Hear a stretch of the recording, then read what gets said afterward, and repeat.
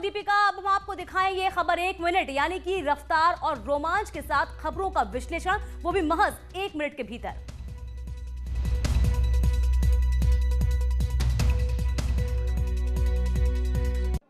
उपचुनाव में बम्पर जीत के बाद मुख्यमंत्री योगी आदित्यनाथ लखनऊ में बीजेपी मुख्यालय पहुंचे। उन्होंने इस जीत का पूरा श्रेय प्रधानमंत्री को दिया। उन्होंने कहा कि यूपी के साथ बिहार, मध्य प्रदेश में भी बीजेपी की जीत ने मोदी है तो मुमकिन है की कहावत को सच कर दिया है। आज के परिणाम ने एक बार फिर से साबित कर दिया है कि चाहे वह बिहार विधानसभा का चुनाव हो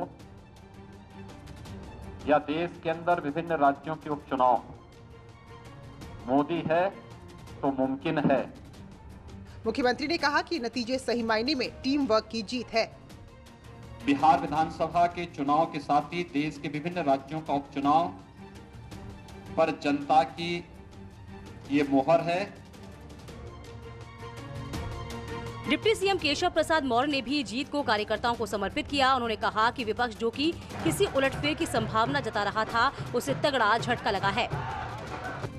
प्रदेश के उपचुनाव में जो जनता ने हमें आशीर्वाद दिया है, हमारे कार्यकर्ताओं के परिश्रम को और आदरणीय योगी जी की अगुवाई में हमारी सरकार ने जो काम किया है उस पर मोहर लगी है। जो चुनाव से पहले कह रहे थे कि यह सेमीफाइनल होगा, तो वह हम तो नहीं कह रहे थे, लेकिन हम कह रहे थे कि हम जीतेंगे। वहीं डिप्टी सीएम दिनेश शर्मा ने इसे योगी के विकास के एजेंडे की जीत बताया। और उत्तर प्रदेश में मैं कह सकता हूं कि योगी जी का जो विकास का एजेंडा है उसकी जीत है। यूपी बीजेपी अध्यक्ष स्वतंत्र देव सिंह ने भी कहा है कि मोदी योगी मैजिक जारी है। और आदरणीय मोदी जी, योगी जी की लोकप्रियता का भी परिणाम है कि उन्हीं के कारण ये जीत हम लोग हासिल कर रहे हैं। इस उपचुनाव में कांग्रेस का खाता भी नहीं खुल पाया, लेकिन प्रदेश कांग्रेस अध्यक्ष अजय कुमार लल्लू पार्टी के प्रदर्शन से खुश हैं। उनका कहना है कि चुनाव में हमारा मत प्रतिशत बढ़ा है और हम 2 जगह पर दूसरे और 1 जगह पर तीसरे स्थान पर रहे। उन्होंने दावा किया कि यूपी में समाजवादी पार्टी नहीं बल्कि कांग्रेस असली विपक्ष है। लेकिन हमने बहुत अच्छी लड़ाई लड़ी है। हमारा मत प्रतिशत पहले के अपेक्षाकृत काफी बढ़ा है। हम 2 सीटों पर सेकंड स्थान पर, 1 सीट पर तीसरे स्थान पर और 3 सीटों पर हम चौथे स्थान पर रहे। वहीं फिरोजाबाद की टुंडला विधानसभा सीट से समाजवादी पार्टी के प्रत्याशी के हार के बाद दर्द छलक उठा। उन्होंने कहा कि अगर अखिलेश यादव प्रचार करने आते तो नतीजे उनके पक्ष में होते। ये तो हमारे छोटे कार्यकर्ताओं ने चुनाव लड़ा है और लखनऊ की पूरी सरकार रही है जहाँ पे आप सब लोग देख रही है। हमारा कोई ऐसा राष्ट्रीय लेवल पर कोई नेता नहीं। कानपुर के घाटमपुर सीट पर बीजेपी के उपेंद्र पासवान ने जीत हासिल की है। उन्होंने बीएसपी के कुलदीप शंखवार को 15,000 वोट से हराया। उनकी जीत के बाद महिला कार्यकर्ताओं ने ढोल की थाप पर जमकर डांस किया। कार्यकर्ताओं में बेहद उत्साह नजर आ रहा था। जीत के बाद न्यूज 18 से एक्सक्लूसिव बातचीत में नवनिर्वाचित विधायक ने कहा कि विकास ही उनकी एकमात्र प्राथमिकता होगी। इस वक्त जीते हुए प्रत्याशी हैं जिन्होंने कमल खिलाया। सर, भाजपा का कमल फिर घाटमपुर में आपने क्या कहेंगे? घाटमपुर विधानसभा में भारतीय जनता पार्टी का कमल फिर से खुला और बार बार खुलता ही रहेगा, बार बार खुलता ही रहेगा। क्या प्राथमिकता रहेंगी? सिर्फ विकास की प्राथमिकता रहने वाली है। विकास विकास विकास विकास के अलावा और कोई दूसरी प्राथमिकता नहीं। बीजेपी ने 7 में से 6 सीटों पर जीत का परचम लहराया है। उन्नाव की बांगरमऊ सीट भी बीजेपी ने अपने पास बरकरार रखी। बीजेपी प्रत्याशी श्रीकांत कटियार ने बड़ी जीत हासिल की। उन्होंने कांग्रेस प्रत्याशी आरती वाजपेयी को करीब 31,000 वोट से हरा दिया, जबकि समाजवादी पार्टी के सुरेश पाल तीसरे नंबर पर रहे। जीत का ऐलान होते ही बीजेपी कार्यकर्ता जश्न में डूब गए। बीजेपी प्रत्याशी श्रीकांत कटियार को 71,381 वोट मिले, जबकि दूसरे स्थान पर रही कांग्रेस प्रत्याशी आरती वाजपेयी को 39,983 वोट मिले। वहीं समाजवादी पार्टी के सुरेश पाल को 35,322 वोट मिले। उधर बीएसपी प्रत्याशी महेश पाल 19,062 वोट पाकर चौथे स्थान पर रहे। बीजेपी प्रत्याशी श्रीकांत कटियार ने रिकॉर्ड मतों से जीत हासिल की है। श्रीकांत जी, किस तरह से आपने 1 साल का जो कार्यकाल है उसको किस तरह से पूरा करेंगे?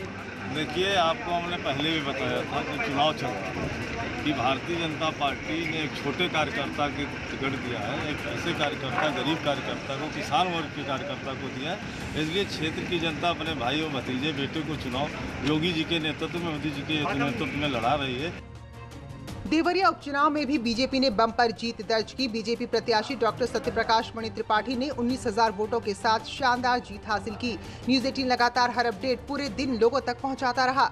देवरिया जिले में उपचुनाव की मतगणना समाप्त हो चुकी है। भारतीय जनता पार्टी के प्रत्याशी रहे डॉक्टर सत्य प्रकाश मणि जी अब चुनाव जीत चुके हैं। न्यूज 18 ने सबसे पहले यही दावा किया था कि 29 साल बाद इस जनपद के सदर विधानसभा सीट का समीकरण बदलेगा और कोई न कोई ब्राह्मण प्रत्याशी होगा। वहीं बीजेपी प्रत्याशी सत्य प्रकाश मणि ने अपनी जीत का श्रेय प्रधानमंत्री मोदी और मुख्यमंत्री योगी को दिया है। मैं जीत का श्रेय अपने आदरणीय प्रधानमंत्री माननीय प्रधानमंत्री श्री नरेंद्र मोदी जी को, माननीय मुख्यमंत्री पूज्य योगी आदित्यनाथ जी महाराज को, समस्त भारतीय जनता पार्टी को, समस्त कार्यकर्ताओं को और समस्त जनता को अपनी जीत का श्रेय देना चाहता हूँ। देवरिया में बीजेपी कार्यकर्ताओं का जश्न जारी है। बीजेपी ने 7 में से 6 सीटों पर जीत दर्ज कर ली है। जीत का डंका बुलंदशहर विधानसभा उपचुनाव में भी जमकर बजा। बीजेपी प्रत्याशी उषा सिरोही ने बड़ी जीत हासिल की। उषा सिरोही ने इस कामयाबी के लिए पीएम मोदी और सीएम योगी को धन्यवाद दिया है।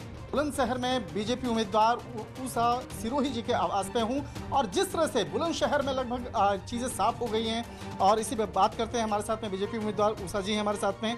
उषा जी, जनता का जबरदस्त एक उत्साह और एक प्यार आपको मिला, इस मामले पे आप क्या कहना चाहते हैं? जनता का प्यार मिला है, बहुत अच्छा लगा है, बहुत अच्छा लग रहा है और क्या बोलूँ मैं उसमें। योगी आदित्यनाथ जी का पूरा डंका पूरा अब बज रहा है। योगी जी का और मोदी जी का, दोनों का, उन्हीं के उससे हमारी ये इतनी जीत हो रही है और क्या। शुरुआत में भाजपा और बसपा में वोटों का अंतर ज्यादा नहीं था, लेकिन जैसे जैसे वोटों की गिनती आगे बढ़ी वैसे वैसे भाजपा और बसपा में आंकड़ों का अंतर बढ़ता गया और आखिर में बीजेपी की उषा सिरोही ने बड़ी जीत दर्ज की। फिरोजाबाद की टुंडा विधानसभा सीट पर हुए उपचुनाव में भारतीय जनता पार्टी के उम्मीदवार ने जीत दर्ज की। प्रेमपाल धनगर ने समाजवादी पार्टी के प्रत्याशी महाराज सिंह धनगर को 17,216 मतों के अंतर से मात दी। बहुजन समाज पार्टी के उम्मीदवार संजीव चक को तीसरे स्थान पर संतोष करना पड़ा। फिरोजाबाद जनपद की टुंडा सीट पर बीजेपी ने बड़ी जीत दर्ज की है। इस सीट पर दूसरे राउंड के बाद बीजेपी ने लगातार बढ़त बनाई और यह बढ़त 40 राउंड तक लगातार जारी रही। तो आप देखिए कि किस तरह से कार्यकर्ताओं का हुजूम इकट्ठा हो गया है यहाँ।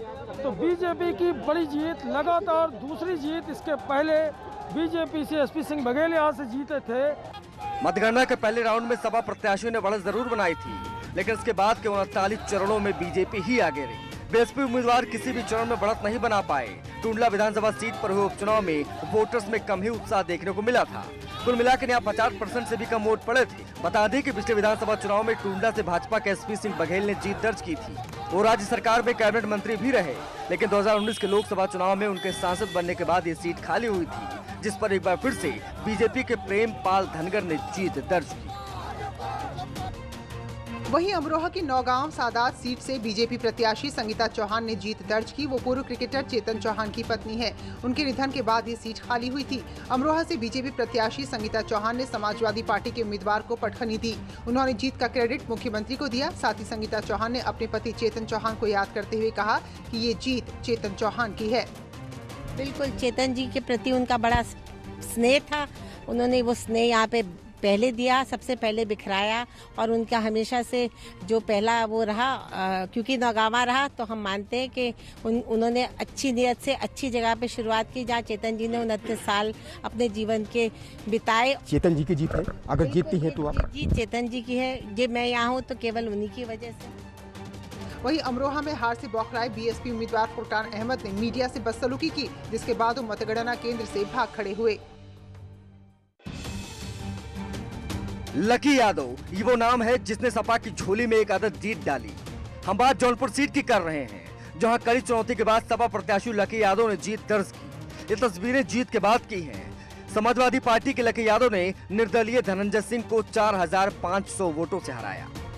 ये जीत पिताजी को जनता ने मल्हनी की जनता ने, सम्मानित जनता ने श्रद्धांजलि दी है और ये जीत समाजवादियों की है और पिताजी को जो श्रद्धांजलि दी है जनता, ये मल्हनी की जनता की जीत है।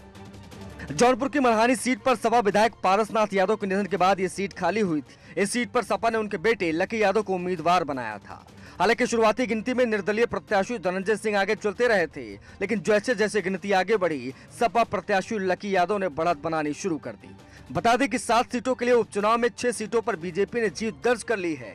समाजवादी पार्टी को मात्र एक सीट पर जीत मिली और वो जौनपुर की मल्हानी सीट है। अयोध्या के चौथे दीपोत्सव को लेकर जिला प्रशासन और पुलिस प्रशासन ने सुरक्षा का खाका खींच दिया है। किसी भी आतंकवादी खतरे को लेकर भी अयोध्या में एटीएस तैनात रहेगी। 11 नवंबर की शाम से ही बाहरी लोगों के अयोध्या में आने पर बैन लग जाएगा। 13 नवंबर को दीपोत्सव की समाप्ति तक यह प्रतिबंध लागू रहेगा।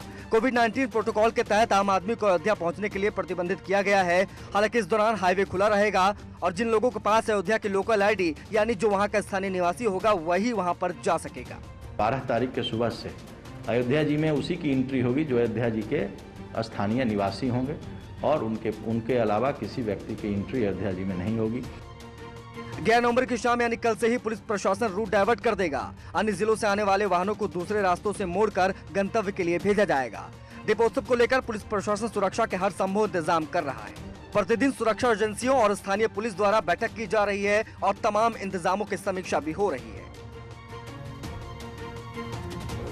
खबरें अभी और भी है, वक्त हुआ एक छोटे से ब्रेक का, फौरन लौटेंगे हम, कहीं मत जाइएगा।